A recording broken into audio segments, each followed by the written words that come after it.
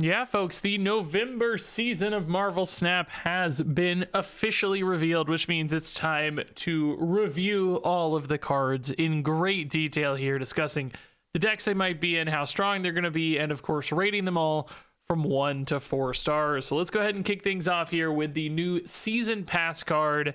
This is Spider-Punk. He is a 3/3, which is actually an upgrade since we saw this in the data mines. He was a 3/2. Also got this text line, it's pretty nice. You can move this once.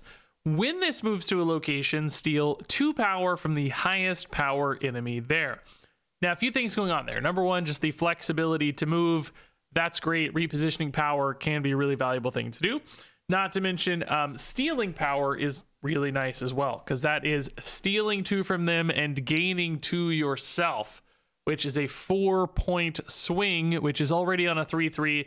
That basically makes this a 3/7 that can reposition itself. That's already, to me, like A+.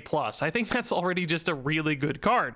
Now, beyond that, this can actually be moved again from another source and steal power again. So you could play like a Ghost Spider, for instance, after this and move it again and steal another 2 power. So it can move itself, but that's not the only time it steals power. Anytime it moves, it's still actually going to be stealing power. So in essence, like, this thing can just keep climbing with 4 points stolen every single time it moves. Like, you were talking about some big time scaling on this. Also, as we know, afflicting enemy cards can just be better than, you know, a raw power increase. Like, if this gained 4, that would often be worse than stealing 2, because you can hit stuff, you know, like a Captain Carter, for instance, as my classic example, where the power she's losing is magnified because of her effect. So sometimes hitting key targets like that can make this affliction even stronger. Not to mention, like, technically there's some affliction synergies there too. I don't think we'll see a move affliction hybrid, because I don't think you need to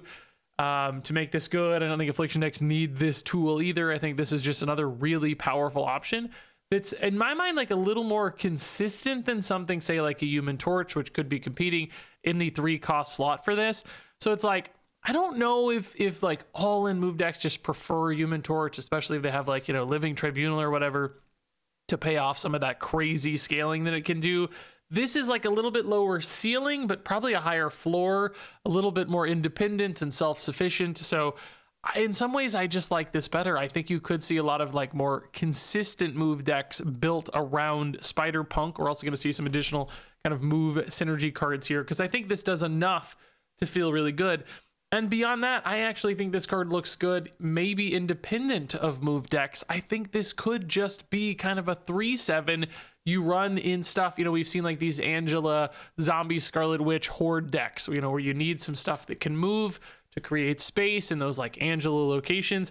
Spider-Punk would be amazing in a deck like that, you know, just a really nice 3/7. Silver Surfer could use this to reposition some power, to have a little bit of an affliction upside.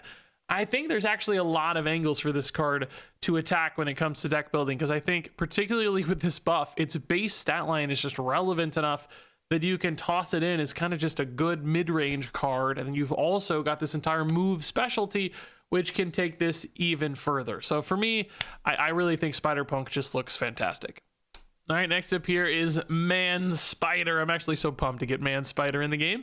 This is a 5/1 with, on reveal, merge the last card you played into this. So that means it's going to become the Man Spider. It won't be whatever the other card was. And when this merges, double its power, which potentially is some pretty crazy power output here. You know, the example given in the reveal video is a great one. They played Typhoid Mary on turn 4, played Man Spider on turn 5.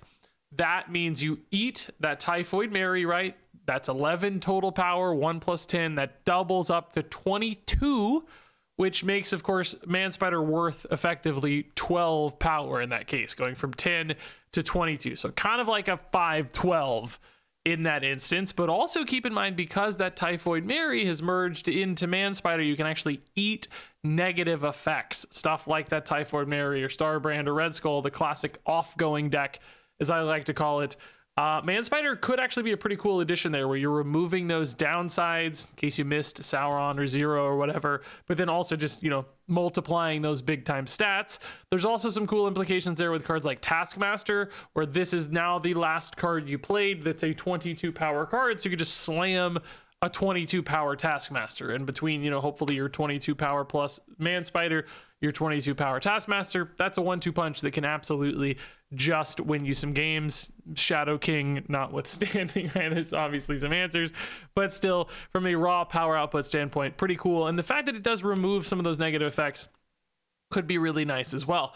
Now, you know, that said, that does contest a little bit with that deck wanting to run things like Scar, because, you know, if you remove your Typhoid Mary and turn it just into Man Spider, you haven't increased the number of 10 power cards on board for something like Scar, so he doesn't get any additional discounts. Whereas if you just played a big 5-drop that was also 10 power or more, or just, you know, another card on turn 5, even if it's a 4-drop, whatever, then you're discounting your Scar. So could you see like a divergence here in decks that are like, you know, maybe Man Spider versions, maybe Scar versions? Which of those are better? Is that a reason to not run Man Spider because you might just like Scar more instead? I don't know. Part of me kind of trusts that Scar a little more because you can diversify your power. You're not like totally all in. So that makes me nervous for Man Spider, but there's an additional upside for Man Spider, which I do think helps a lot, which is repositioning power. It's sometimes really nice, you know, if you play a Red Skull on turn 5, your opponent thinks, oh, okay, hey, they're going to be giant over here on this Red Skull, or maybe, you know, I'm going to play into this Red Skull's effect and get that +2 buff on all my stuff. And then you're like, no, actually, I don't care about that location at all. I'm baiting you into that, and I'm moving this power elsewhere because I'm now shifting that power in a new spot wherever I play the Man Spider instead on the next turn, on turn 6 in that instance, right? So the ability to reposition your power could create some really nice surprises where your opponent doesn't really know, like Man Spider's looming, and it's like, God, they're really big here. Are they going to keep it there? Are they going to play Man Spider and move it mid? Are they going to play Man Spider and move it right? That kind of informational asymmetry can be really valuable when it comes to things like snaps and, you know, just putting power where it needs to be and really countering the opponent. So I'm almost more interested in Man Spider from that side of things instead, where it's all about that repositioning. But I will say, you know, just in general, this has to be focused into a deck that has some pretty big power plays on turn 4, maybe turn 5 is fine too if you want to play this on 6. So not a lot of decks are going to be able to afford that. You know, if you're only playing 6 power stuff on turn 4, you're not going to be very excited about Man Spider, right? It has to be something big. You have to commit those giant numbers, I think, to make Man Spider feel worth it. So I think that's going to hold this one back a little bit, but I still think, you know, it can just put out some big numbers. It has natural follow-ups with stuff like Taskmaster, and I do like the sneakiness inherent to this card too. So I think we could kind of see basically some like off meta secondary versions of those kind of Typhoid Mary Red Skull decks. Maybe some other little surprise package too, where you're doing something sneaky with this. So maybe not like, you know, tier 1 status, but solid playable card nonetheless. Moving on here to the Superior Spider-Man Returns, which is just such a crazy name. Like, I don't know what the story is on this version of Spider-Man. I don't know why he needs so many words in his name. It's probably some sort of legal thing, a rights thing, who knows. But this is a 3/4, and it reads at the start of each turn, which, by the way, the initial version of we saw of this in the data mines, I think said end of turn, which is a bit of a hit against this card, because if it had end of turn synergies or stuff like Fantasticar, they could play into that. So now it's start of each turn. You get +1 energy if you have any cards with increased power in play. So basically you need, you know, any card with a green number. The example given in the reveal video was something like, you know, turn 2 Angela, turn 3 Superior Spider-Man Returns. We're just going to call him Super Spider-Man. It's a lot easier. Which, you know, yeah, great example. And of course, getting +1 energy per turn, fantastic, right? Without a notable downside. You know, Electro has that downside of 1 card per turn, and Luna Snow has the downside of symmetry, giving your opponent that extra energy, which I think a lot of people forget about sometimes. So that is a huge downside with something like Luna Snow. So ramp here that is not symmetrical or risky could be really nice. To me, I don't really know if a ramp deck as such, though, wants to utilize this, because it might be really hard for a ramp deck to play a turn 2 Angela, or, you know, a turn 1 Silver Sable, or, you know, a Horde card is another great way perhaps to get Superior Spider-Man active, because that Horde is always a green number. It starts at 0. So, you know, Mr. Fantastic, Zombie Mr. Fantastic on turn 2 into Super Spider-Man on 3. There you go, right? That's a line. That is all more tempo deck stuff as opposed to like big ramp deck stuff. So I don't think this lives in the space actually of Luna Snow or Electro. I think this actually instead lives in the space of Hope Summers and Mr. Fantastic First Steps. My God, there's so many Mr. Fantastics. It is so hard to keep them all separate.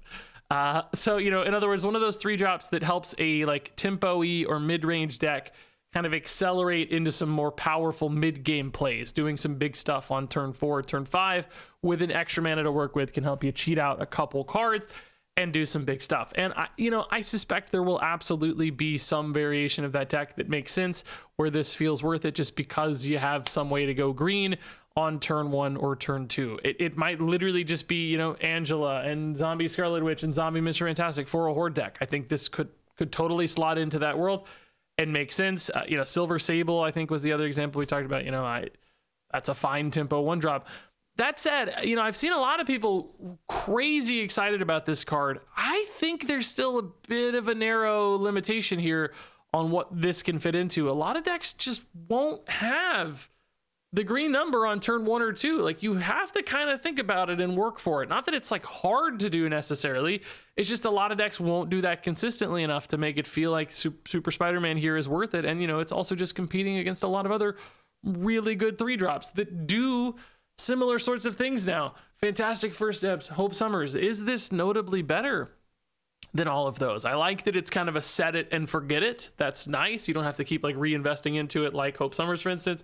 But at the same time, like, you know, it's just a deck fit thing. I think there's not going to be a lot of decks that can actually make that work consistently, or that it's like worth it. You know, it's like, I'll just run the other ones instead that do similar stuff and not have to stress about hitting this on turn 1 or turn 2 or whatever. So, you know, and of course you can play it on turn 4 or turn 5, but, you know, it's going to be way less exciting at that stage. Clearly, you're going to want to play it as soon as possible. So, you know, I think actually kind of niche in its applications. I'm sure there will be decks here and there that pop up and feel pretty competitive, and Super Spider-Man will be a good run in them. But I don't totally think this is going to like push a deck to tier 1 because of its effect.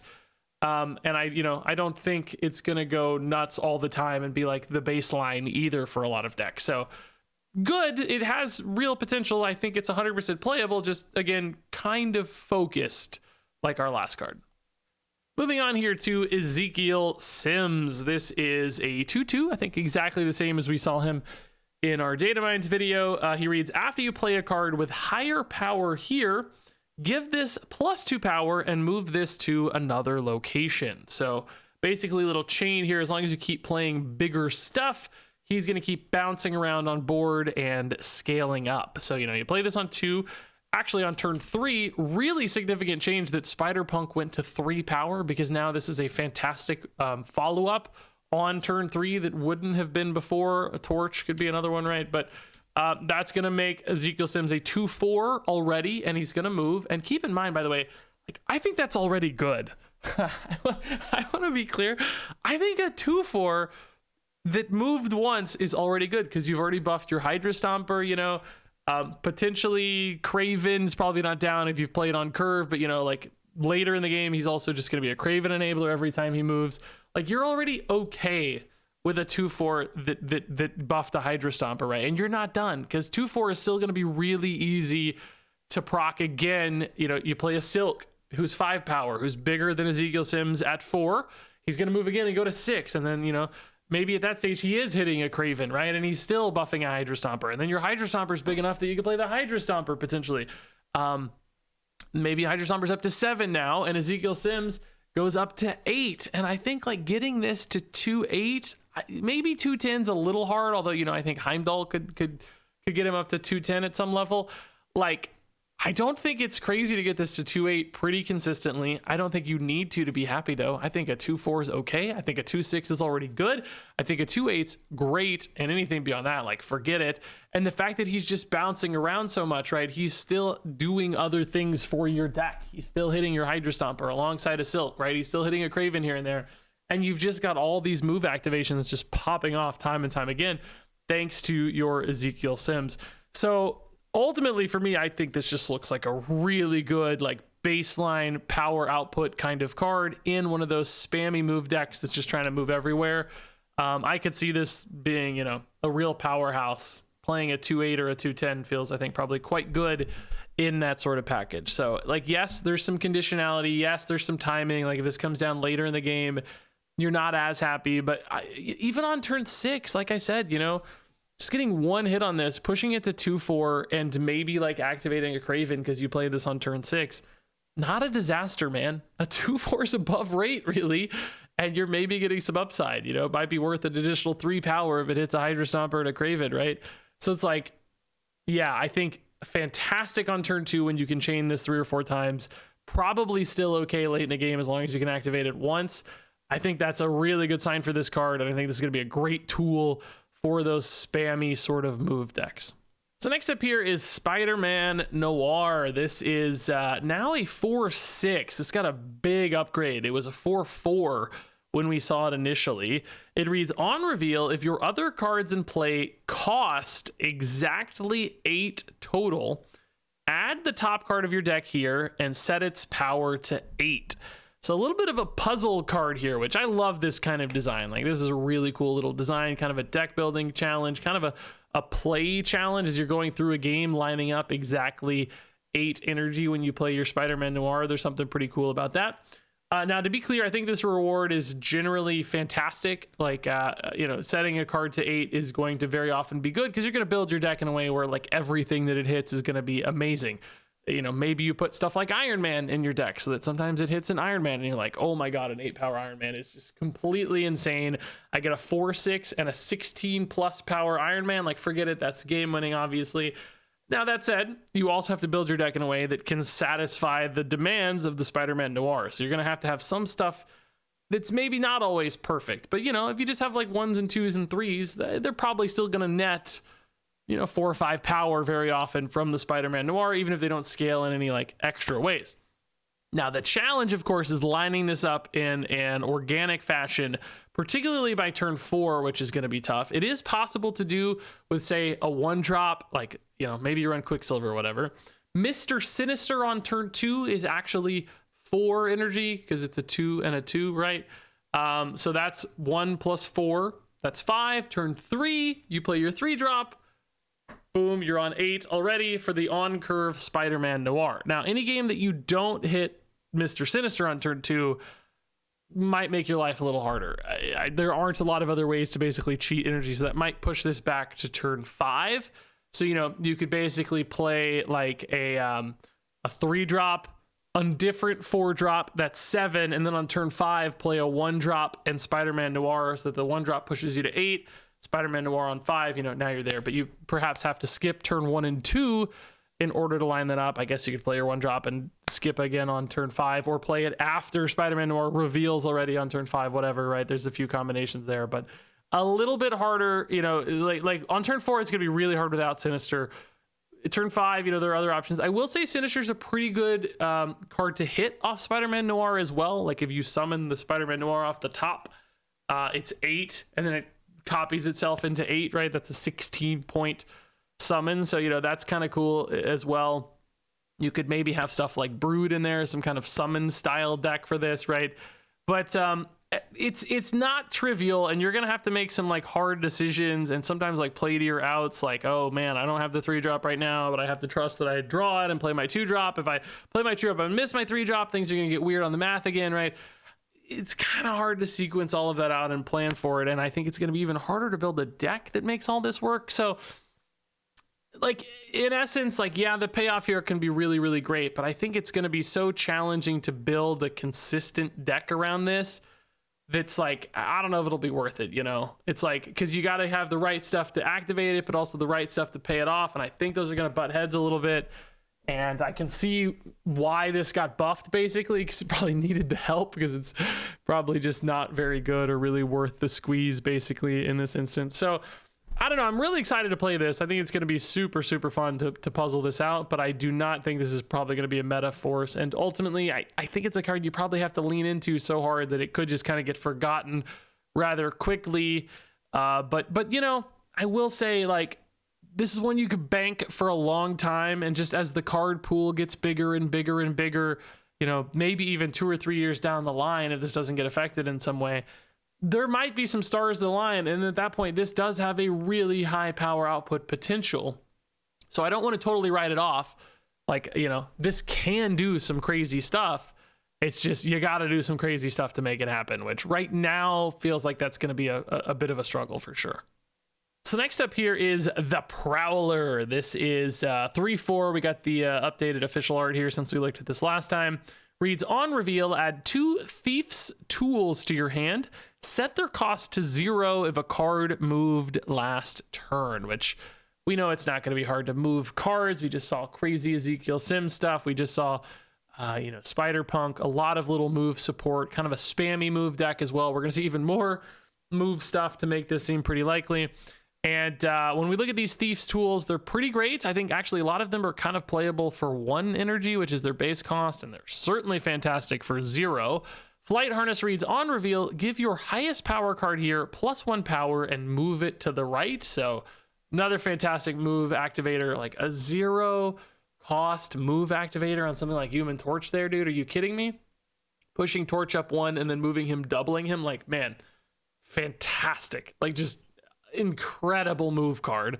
Vibro Shock Gauntlets, on reveal, give your highest power card here +2 power and you get +1 energy next turn.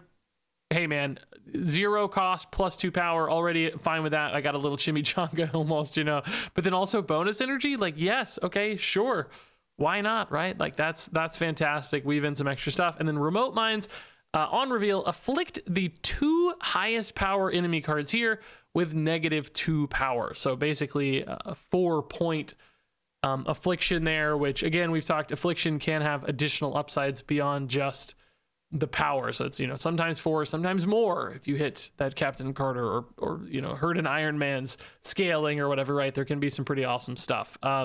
So all of these look great. I think, you know, if you're playing this in a move deck, which you probably are because you want your stuff to be 0, Flight Harness is going to be your home run hit. You're not always guaranteed to get Flight Harness, but you're going to get it very often. And even if you don't, you're not mad about the other 2 cards. Like, they're still really effective for 0. You know, Prowler is only a 3/4. So there is some opportunity cost here. You know, you got to spin that 3, but I think you're getting in total, you know, 4 power plus potentially another 4 off Remote Mines. That's kind of already a 3/8 in total output. And then, you know, maybe 3/10 that gives you +1 energy.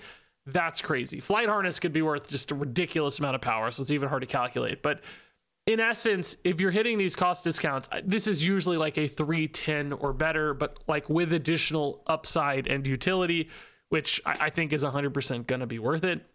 We've seen so many of these cards before where, you know, add the things to hand. They're just really good because they help you fill turns. They help you do stuff, a little bit of unpredictability against the opponent. These just tend to work really well. And I think Prowler is, again, going to work really, really well as that sort of card for move decks. I'm almost curious if you could play this outside of move decks. Like, is it good enough? I don't think so, because you'd want your Flight Harness to really have that payoff. Like, it'd be hard to make this worth it otherwise. Like, moving can still be good though, you know, like surprise factor, accessing locations, like it almost could. I could see this in like a skills deck, maybe just, you know, a deck that's generating a lot of stuff, collector style plays. Like, there's a few angles I'd consider this for. I mean, clearly a home run and move, but maybe you shouldn't totally write it off beyond that, honestly. We've even seen like Miles show up in decks that aren't really move decks too. This could be that similar sort of spot where him and Miles just go in a deck together, fitting, and you know, just kind of add some extra power spikes basically. So really good card, I think. All right, next up here is Web Sling, little collectible skill, 1 energy. On reveal, next turn you can move one of your cards away from here, which great. I think this is super nice, little flexible card for move decks. I mean, this can be worth a crazy amount of power when you talk about stuff like Human Torch. It can be worth a reasonable amount of power with stuff like Spider-Punk, Vulture, etc. Dagger could actually be quite a bit of power too. I mean, you're talking about a 1 cost card here that's easily worth 4, 6, 40 power on Human Torch, right? Like, it could be worth absolutely ridiculous numbers. I think there's probably some little change you can do too. Like, I'm thinking, like, you know, the way this is worded, it doesn't have to be probably one of the cards that's already there. So, you know, if you had like let's say you had a Madam Web right, and you moved the torch first and you moved it mid. If you had previously played your web sling mid, could you immediately move the torch again? Like, is it location based? Like, can you chain that move? Maybe, I don't know, like, would add even extra layers of flexibility. Honestly, it doesn't matter. This is just such a cheap way to move. I think just, you know, maybe you don't even always need it. Frankly, there's a lot of other good move cards, but absolutely a viable option for move decks. I think it just looks good. Moving on here to Chameleon. This is a 3/3 with on reveal, copy the text of another card here that you revealed this turn, which copying text can be really crazy powerful, right? Like, we know there's a lot of effects that can copy, but this does have a built-in limitation that the card has to be revealed at the same time, which means you're not going to be able to copy the text of really big, expensive stuff very often, because you're just not going to be able to play them both simultaneously. So, you know, copying an Iron Man, really difficult. Unlike Mystique, which you can trail across turns, Chameleon has to be in the same turn. Now, that said, like, technically you could play an Iron Man on 5, Mystique on 6, and then Chameleon to copy the Mystique on 6 could be like a 3-way Iron Man, right? I don't know if that'd be worth it necessarily. You'd have to have some power down, but like, already kind of intrigued. More obvious examples of this might be 3 cost cards that are really powerful.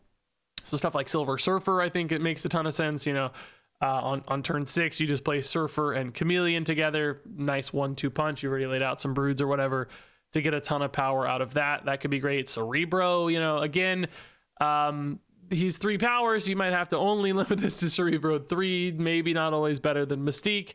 Some limitations in place, but, you know, can also be other things in a pinch, right? It's not limited like Mystique to this one angle.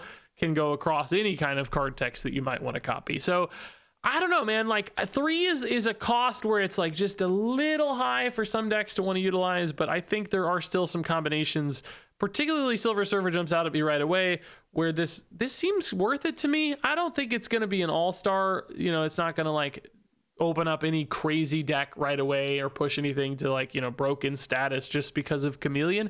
But I do think it's flexible enough that there will be decks here and there where it's like, oh yeah, okay, I can piece together a really nice final turn out of this with another 3-drop or whatever and make something really cool happen. So just the fact that it can copy so many different things creates opportunity, and I think it will be there to, you know, to take advantage of that opportunity here and there. All right, next up here we have another collectible skill. This is Deafening Chord. Again, 1 energy. On reveal, afflict an enemy character here that costs 3 or less with -1 power and remove its text, which is a lot like Red Guardian. This is kind of a 1-cost Red Guardian. A little bit less debuff, no base stats, of course, as a skill.